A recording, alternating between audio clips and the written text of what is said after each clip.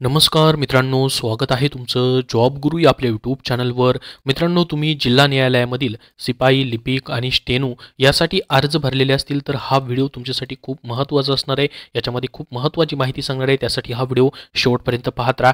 कारण की मित्रांनो, बरेच विद्यार्थ्यांचे आता फॉर्म भरून झालेले आहेत. परीक्षाबद्दल बरेच विद्यार्थी वाट पाहत आहेत. आणि मित्रांनो, याचं अजूनपर्यंत ऑफिशियल वेबसाईटवरती कुठलंही वेळापत्रक प्रसिद्ध झालेलं नाही आहे, हे लक्षात राहू द्या. तर या व्हिडिओमध्ये मी हेच तुम्हाला सांगणार आहे की आता फॉर्म भरले, मग पुढं काय करायचं, किती दिवस अभ्यास करायचा, याचं वेळापत्रक कधी येईल, याच्या परीक्षा नेमक्या कधी होतील त्याबद्दलची माहिती पाहणार आहोत. आणि मित्रांनो, सामान्यतः यामध्ये नेमकं कुठले टॉपिक्स महत्त्वाचे असतील जेणेकरून मित्रांनो, कारण की 30 मार्काची तुमची लेखी परीक्षा आहे, 40 मार्काची लेखी परीक्षा आहे. तर या लेखी परीक्षेमध्येच तुमचं सर्व काही मित्रांनो पुढचं सर्व सिलेक्शन प्रोसेस ठरणार आहे. कारण की मित्रांनो, स्वच्छता तर सर्वांना करताच येते आणि इंटरव्ह्यू देखील काय मित्रांनो याचा जास्त अवघड नसतो. त्याच्यामध्ये मित्रांनो एक सिंपल इंटरव्ह्यू तुमचा घेतला जातो. तर यामध्ये तर सर्वांना चांगले मार्क्स पडतील. मग लेखी परीक्षेमध्ये असं काय नेमकं करावं की जेणेकरून मित्रांनो तुमचं डायरेक्टली निवड यादीमध्येच नाव येईल. प्रतीक्षा यादीमध्ये नाव आलेच मित्रांनो काय होणार आहे, निवड होईलच याची शाश्वती कमी असते. कारण की जर तुमचं प्रतीक्षा यादीमध्ये टॉप 5 मध्ये नाव असेल किंवा टॉप 10 मध्ये नाव असेल तर एखाद्या वेळेस शक्यता असू शकते की तुमचं निवड केली जाऊ शकते. जे रिक्त पद होतील 1-2 वर्षाचा याचा निवड यादीचा प्रतीक्षा यादीचा जो कालावधी असतो वेटिंग लिस्टचा तो ठेवला जातो. तर बघा मित्रांनो, आता आपण या ठिकाणी पाहूयात की ऑफिशियल वेबसाईटवरती आत्तापर्यंत या घडीपर्यंत तरी अजून कुठलंही वेळापत्रक प्रसिद्ध झालेलं नाहीये. तर मित्रांनो, तुम्हाला एक आयडिया येऊन जाईल, डायरेक्शन येऊन जाईल की अजून नेमका मग किती दिवस अभ्यास करायचा आणि नेमकं काय करायचं. तर बघा मित्रांनो, ही जी पदभरती होते याच्यामध्ये जवळपास पूर्ण महाराष्ट्रामधून जर पाहिलं तर 5,500 पेक्षा पदांची जास्त पदभरतीची ही जाहिरात प्रसिद्ध झालेली होती. आता मित्रांनो, बरेच विद्यार्थी अजूनही कमेंट करून विचारतात की सर, याची नेमकी डेट वाढेल का अर्ज भरायसाठी. जर मित्रांनो याची डेट वाढवायची असती तर यांनी 18 डिसेंबरला जी लास्ट डेट होती त्याच्या 2 ते 3 दिवसामध्ये डेट वाढवली असती मित्रांनो अर्ज भरण्यासाठी. तर मित्रांनो, याच्यामध्ये नेमकं आता जे हे शिपाई, लिपिक आणि स्टेनोच्या जागा भरल्या जात आहेत, तर याच्यासाठी ज्या जागा प्रसिद्ध झालेल्या आहेत त्याचे मित्रांनो सर्वांचे अर्ज भरून झालेले आहेत. तर पुढची प्रोसेस जी असणार आहे मित्रांनो तुमची, बरेच विद्यार्थी अजूनही कन्फ्युजनमध्ये आहेत की याची शॉर्टलिस्ट लावली जाईल की काय. तर माझ्या माहितीप्रमाणे मित्रांनो जी ही प्रोसेस आहे पहा मित्रांनो, 2018 नंतर जवळपास मित्रांनो 5 ते 6 वर्षानंतर ही पदभरतीची जाहिरात प्रसिद्ध होते. आणि मित्रांनो, जी जिल्हा न्यायालयाची पदभरतीची प्रोसेस आहे, कुठलीही प्रोसेस पहा आतापर्यंत मित्रांनो TCS मार्फत कधीही परीक्षा घेण्यात आलेली नाही, ही गोष्ट लक्षात ठेवा. अगोदरपासून जी प्रोसेस चालू झालेली आहे मित्रांनो, त्यांची पहिल्यांदा शॉर्टलिस्ट लावली जाते, त्यानंतर मित्रांनो काय असेल ती लेखी परीक्षा घेतली जाते, त्यानंतर चाचणी घेतली जाते ज्याच्यामध्ये स्वच्छता असेल किंवा चापल्य चाचणी घेतली जाते आणि निवड यादी लावली जाते, अशी प्रोसेस असते. तर मित्रांनो, याच्यामध्ये ही तीच प्रोसेस आहे. परंतु या ठिकाणी मित्रांनो मग शॉर्टलिस्ट लागेल का, हे या ठिकाणी काय आहे नेमकं शॉर्टलिस्टची भानगड, जेणेकरून मित्रांनो त्याला आपण लघुसूची असं म्हणतो. या ठिकाणी मित्रांनो त्यांनी गट क हा जो गट क नंबरचा जो पॉईंट आहे मित्रांनो जाहिरातीमध्ये, तो त्याच्यामध्ये त्यांनी सांगितलेले आहे की उच्च न्यायालयाने हे सर्व अधिकार जे आहेत ते राखून ठेवलेले आहेत, जी समुचित पद्धतीचा अवलंब केला जाऊ शकतो अल्पसूची बनवण्यासंदर्भात. ठीक आहे. परंतु मित्रांनो एक गोष्ट लक्षात घ्या, या ठिकाणी जर आपण सर्वसाधारण प्रयोगासाठी फीस पाहिली तर 1,000 रुपये आहे. आणि मित्रांनो, अनुसूचित जाती, अनुसूचित जमाती आणि इतर मागासवर्गीय किंवा विशेष मागास प्रवर्गातील उमेदवार आहेत त्यांच्यासाठी 900 रुपये फीस ठेवलेली आहे. आणि इतर टीप देखील दिलेली की भरलेले शुल्क कोणत्याही परिस्थितीमध्ये पुन्हा केलं जाणार नाही. तर मित्रांनो, माझ्या माहितीप्रमाणे ही जी माहिती आहे याच्यावरून तर 99.99% मित्रांनो तुमची शॉर्टलिस्ट लागणार नाही. तर मित्रांनो त्यांनी अधिकार तर राखून ठेवलेलेच, लागूही शकते मित्रांनो. जर मान्य सर्वोच्च न्यायालय किंवा उच्च न्यायालयाने ठरवलं लावायची तर लागूही शकते. परंतु मित्रांनो इथं जी माहिती दिलेली आहे की तुमचं शुल्क परत केलं जाणार नाही. जर मित्रांनो त्यांना शॉर्टलिस्ट लावायचीच असती तर अगोदर मित्रांनो फॉर्म फीज त्यांनी घेतली नसती, हे लक्षात राहू द्या. कारण की 2018 मध्ये मित्रांनो जी परीक्षा तुमची झाली होती किंवा जी भरती निघाली होती त्याच्यामध्ये मित्रांनो त्यांनी पहिल्यांदा फॉर्म फीज घेतली नव्हती. जी तुमची लेखी परीक्षा असेल, जे विद्यार्थ्यांची शॉर्टलिस्टमध्ये नावं आलेत त्याच्यानंतर मित्रांनो त्यांनी फीज जी आहे ती घेतली होती.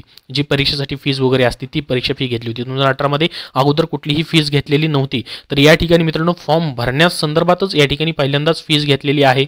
तर मित्रांनो याच्यावरनं तर असं वाटतंय की तुमची शॉर्टलिस्ट लागणार नाही मित्रांनो, डायरेक्टली तुमच्या सर्वांना मित्रांनो या ठिकाणी संधी भेटू शकते परीक्षेसाठी. परंतु मित्रांनो सर्वस्वी मान्य सर्वोच्च न्यायालयाने या ठिकाणी काय केले, सर्व अधिकार राखून ठेवलेले आहेत मित्रांनो. त्याबद्दल स्पष्टपणे या ठिकाणी सांगितलेलं नाही त्यांनी की शॉर्टलिस्ट लागेलच असं म्हणून. 2018 मध्ये जी जाहिरात आली होती त्यामध्ये स्पष्टपणे सांगितलं होतं की उच्च शैक्षणिक अर्हता असेल किंवा इतर जे काही निकष आहेत शैक्षणिक अर्हता जे आहे त्यावरनं तुमची शॉर्टलिस्ट अल्पसूची बनवली जाईल असं सांगितलं होतं. तर मित्रांनो शॉर्टलिस्ट बद्दल या ठिकाणी माझ्या माहितीप्रमाणे ही जी परीक्षा फी घेतली एवढी, त्याच्यावरून तर सांगू शकतो आपण की या ठिकाणी मित्रांनो सर्वांना परीक्षा देण्यासाठी या ठिकाणी चान्स भेटू शकतो। मग मित्रांनो तुमचं कनिष्ठ लिपिक असेल किंवा शिपाई आणि हमाल हे जे पद आहे याच्यासाठी मित्रांनो 30 मार्काची शिपाई आणि हमालसाठी परीक्षा होणार आहे आणि कनिष्ठ लिपिकसाठी मित्रांनो 40 मार्काची तुमची काय होणार आहे, लेखी परीक्षा होणार आहे। आता लघुलेखक स्टेनोची जी आहे मित्रांनो, जर अर्ज जास्त आले तर त्याच्यावरून ते डिसिजन घेणार आहेत की शॉर्टलिस्ट लावायची का नाही मित्रांनो त्याच्याबद्दल। तर आता बघा मित्रांनो, कनिष्ठ लिपिक आणि शिपाई यासाठी तुम्हाला लेखी परीक्षेची आत्तापासूनच तयारी करायची। मग तुम्ही म्हणाल की मित्रांनो या ठिकाणी ही लेखी परीक्षा जी होईल आम्हाला याच्यामध्ये निगेटिव्ह मार्किंग असते का, तर मित्रांनो पहा, लक्षात ठेवा, निगेटिव्ह मार्किंग वगैरे याच्यामध्ये नसते। शिपाई आणि हमाल हे जे पद आहे मित्रांनो 7वी पासवरती पद आहे आणि हे लिपिक हे जे पद आहे 5वी पासवरती आहे, परंतु दोघाचा सिलेबस काय आहे मित्रांनो, सेमच सिलेबस या ठिकाणी असणार आहे, परंतु जास्त अवघड असे प्रश्न मित्रांनो या ठिकाणी विचारले जात नाहीत आतापर्यंत जे परीक्षा झाले त्याच्यावरून तरी मित्रांनो। आता मग मित्रांनो TCS मार्फत तुमचे जे या ठिकाणी फॉर्म भरून घेतलेले, तर मग TCS तुमची या ठिकाणी काय करू शकते, परीक्षा घेऊ शकते, कारण की हजार रुपये फीस तुम्हाला या ठिकाणी ठेवण्यात आलेली आहे, जसं की खुल्या प्रयोगासाठी 1000 रुपये आणि राखीव प्रयोगासाठी 900 रुपये। तर याच्यावरून तर मित्रांनो हे या ठिकाणी समजतंय की TCS तुमची परीक्षा जी आहे ती ऑनलाईन पद्धतीने घेऊ शकतात। तर मग मित्रांनो या ठिकाणी जी लेखी परीक्षा आहे तुमची 30 मार्कासाठी तुम्हाला मित्रांनो सर्वात जास्त आता सध्या तरी फोकस करायचा आहे। याचं वेळापत्रक जे आहे मित्रांनो, परीक्षा कधी होईल त्याच्यावरती तुम्हाला जास्त विचार करायचा नाही। तर बघा मित्रांनो, वेळापत्रक कधी परीक्षा होतील ते तुम्हाला मी व्हिडिओच्या शेवटी सांगणारच आहे, परंतु त्याच्या अगोदर लक्षात राहू द्या तुम्हाला, जसं की मित्रांनो जे महत्त्वाचे सिलेबस आहे ज्याच्यामध्ये इतिहास असेल, नागरिकशास्त्र असेल, विज्ञान असेल, भूगोल, क्रीडा, साहित्य, व्याकरण, चालू घडामोडी याच्यावरती जास्त फोकस करून तुम्हाला या संदर्भाचा अभ्यास जो आहे तो चालू ठेवायचा आहे। निगेटिव्ह मार्किंग वगैरे असणार नाही, 30 प्रश्न शिपाई हमालसाठी असतील, 30 प्रश्न तुम्हाला सोडवायचे त्याच्यामुळे, आणि 40 प्रश्न लिपिकसाठी असतील, तेही 40 पैकी 40 प्रश्न तुम्हाला सोडवता येतील निगेटिव्ह मार्किंग नसल्यामुळे। आणि मित्रांनो एक प्रश्न एका मार्काला असल्यामुळे तुम्हाला 30 प्रश्न 30 मार्क, 40 प्रश्न 30 मार्क, 40 प्रश्न 40 मार्क अशा पद्धतीने याचा एक्झामचा पॅटर्न आहे आणि इंग्रजी मराठीमध्ये तुमच्या लँग्वेजमध्येच तुम्हाला हे सर्व असणार आहे। आता बघा मित्रांनो, जसं की तुम्ही म्हणाले या ठिकाणी जर हा सिलेबस दिलेला आहे याच्यामध्ये उपटॉपिक्स त्यांनी दिलेले नाही आहेत, तर पहा मित्रांनो जास्त करून तुम्ही या ठिकाणी जो पण महाराष्ट्राच्या संदर्भात अभ्यास जास्त तुम्हाला करायचा आहे, कारण की एवढी मोठी परीक्षा या ठिकाणी मित्रांनो नाही आहे की जसं की तुम्ही नॅशनल लेवल इंटरनॅशनलचे लेवलचे क्वेश्चन करत बसाल, एकदम डीपमध्ये जाऊन अभ्यास करत बसाल, तर मित्रांनो तसं या ठिकाणी होणार नाही। कारण की जास्त करून मित्रांनो महाराष्ट्र, त्याचबरोबर तुम्ही ज्या जिल्ह्यामध्ये फॉर्म भरले त्या जिल्ह्याबद्दलचे प्रश्न असतील, चालू घडामोडी असतील मित्रांनो त्या जिल्ह्याबद्दलच्या किंवा त्या जिल्ह्याबद्दलचा भूगोल असेल, इतिहास असेल, त्याचबरोबर उच्च न्यायालय, सर्वोच्च न्यायालय, न्यायालयीन प्रक्रिया असेल मित्रांनो, विधिमंडळ असेल, त्याचबरोबर कॉन्स्टिट्यूशन असेल, त्याचबरोबर मित्रांनो इतिहास असेल, नागरिकशास्त्र असेल, जे की महाराष्ट्राच्या संदर्भात असेल तशा पद्धतीने तुम्हाला अभ्यास करायचा आहे, जास्त करून महाराष्ट्राच्या संदर्भाचा, तर त्यावरतीच तुम्हाला जास्त करून मित्रांनो प्रश्न येऊ शकतात। याच्यामध्ये मित्रांनो तुम्हाला गणित बुद्धिमत्ता या ठिकाणी असणार नाही, एक सामान्य ज्ञान जे आहे ते प्रश्न तुम्हाला विचारले जातील, एक वर्ण मित्रांनो या ठिकाणी प्रश्न असतील, जास्त डीपमध्ये या ठिकाणी अभ्यास करायची देखील तुम्हाला गरज नाही, त्याच्यामुळे जास्त खोली जाऊन अभ्यास कराल तुम्ही तर या ठिकाणी मित्रांनो तुम्हाला खूप दिवस लागतील। तर याचं नेमका किती वेळ भेटू शकतो अभ्यासासाठी तेही तुम्हाला मी व्हिडिओच्या शेवटी सांगणार आहे। त्याच्यावरनं मित्रांनो तुम्हाला एक अंदाज येईल की नेमकं ह्या टॉपिक्समध्ये जसं की आता समजा तुम्ही क्रीडा घेतलं तर क्रीडावरती मित्रांनो सध्या चालू घडामोडी काय घडलेले आहेत त्याचा तुम्ही अभ्यास करू शकता। त्याचबरोबर मित्रांनो व्याकरण असेल, मग व्याकरणामध्ये मराठी आणि इंग्रजी व्याकरण याचा अभ्यास करू शकता, जास्त करून मित्रांनो मराठी व्याकरण। त्यानंतर साहित्य असेल, साहित्यामध्ये मित्रांनो सध्या जे चालू घडामोडी घडलेले आहेत, सध्या मित्रांनो साहित्यामध्ये कुणाला काय पुरस्कार भेटलेले ते तुम्हाला करता येणार आहेत। भूगोल असेल मित्रांनो, त्या जिल्ह्याचा भूगोल असेल किंवा भूगोलाचे इतर काही महत्त्वाचे प्रश्न असतील, एक 30 मार्कासाठी आणि 40 मार्कासाठी तुम्हाला मित्रांनो फक्त प्रश्न या ठिकाणी विचारले जाणार आहेत। तर आता मित्रांनो जर आपण पाहिलं ही साधारणतः जी पदभरती होते याच्यामध्ये मित्रांनो निगेटिव्ह मार्किंग तर नाही आहे तुम्हाला, त्याच्यामुळे तुम्ही बिंदासपणे या ठिकाणी मित्रांनो पेपर जो आहे तो सोडवू शकता आणि जास्तीत जास्त तुम्हाला लेखी परीक्षेवरतीच फोकस करायचा आहे, जेणेकरून निवड यादीमध्ये तुमचं नाव येईल। कारण की बाकीचे जे मित्रांनो टेस्ट आहे, जसं की समजा पहा या ठिकाणी लिपिक हे जे पद आहे याच्यासाठी मित्रांनो मुलाखत 20 मार्काचे आणि तुमचं मराठी इंग्रजी टंकलेखन हे 20-20 मार्काचं आहे, तर 100 मार्काचे काय आहे लिपिकसाठी तुमची निवड यादीचे मार्क्स आहेत आणि 50 मार्क्स फक्त शिपाई आणि हमालसाठी आहेत, 50 मार्क्सवरती तुमची निवड ठरणार आहे मित्रांनो। तर याच्यामध्ये महत्त्वाचं आहे लेखी परीक्षा, कारण की मित्रांनो स्वच्छता आणि चापल्य चाचणी शिपाई हमाल पदासाठी याच्यावरती जास्त फोकस तुम्हाला करायचं नाही, इंटरव्ह्यूवरती देखील सध्या जास्त फोकस करायचं नाही। तर टंकलेखन जे आहे लिपिक पदासाठी त्याच्यावरती थोडाफार फोकस करून तुम्ही अजून लेखी परीक्षेसाठी लिपिकसाठी या ठिकाणी फोकस करू शकता। तर आता मित्रांनो हे झालं सर्व अभ्यासाबद्दलचं। तर ही जी पदं भरली जातात मित्रांनो खूप दिवसानंतरची जाहिरात आहे आणि खूप चांगली अशी पोस्ट आहेत मित्रांनो. याच्यावरती प्रमोशन वगैरे देखील तुम्हाला नंतर भेटतात. जरी तुम्ही सिपाई हमाल म्हणून लागलात मित्रांनो, तरी पगार देखील या ठिकाणी मित्रांनो तुम्हाला खूप चांगल्या पद्धतीचा भेटतोय. कारण की 47,600 पर्यंत तुमचा बेसिक पेमेंट सिपाई हमालसाठी वाढत राहतो आणि लिपिकसाठी तर 63,200 पर्यंत या ठिकाणी तुम्हाला पेमेंट जो आहे तो बेसिक पेमेंट वाढत राहणार आहे. आणि याच्यामध्ये सर्व भत्ते वगैरे तुम्हाला मित्रांनो दिले जातात. ऑलरेडी याच्यावरती सर्व व्हिडिओज मित्रांनो या ठिकाणी बनवलेले आहेत. आता मित्रांनो मग नेमक्या ह्या परीक्षा ज्या आहेत कधीपर्यंत होतील, नेमकं काय या ठिकाणी मित्रांनो वेळापत्रक असू शकतं. सध्या मित्रांनो अजूनपर्यंत तरी कुठलं वेळापत्रक अधिकृतरित्या प्रसिद्ध झालेलं नाहीये. तर बघा मित्रांनो, महाराष्ट्रामध्ये जर आपण पाहिलं, तुमच्या ज्या एक्झाम ज्या आहेत मित्रांनो सध्या TCS मार्फत या ठिकाणी घेतल्या जाऊ शकतात.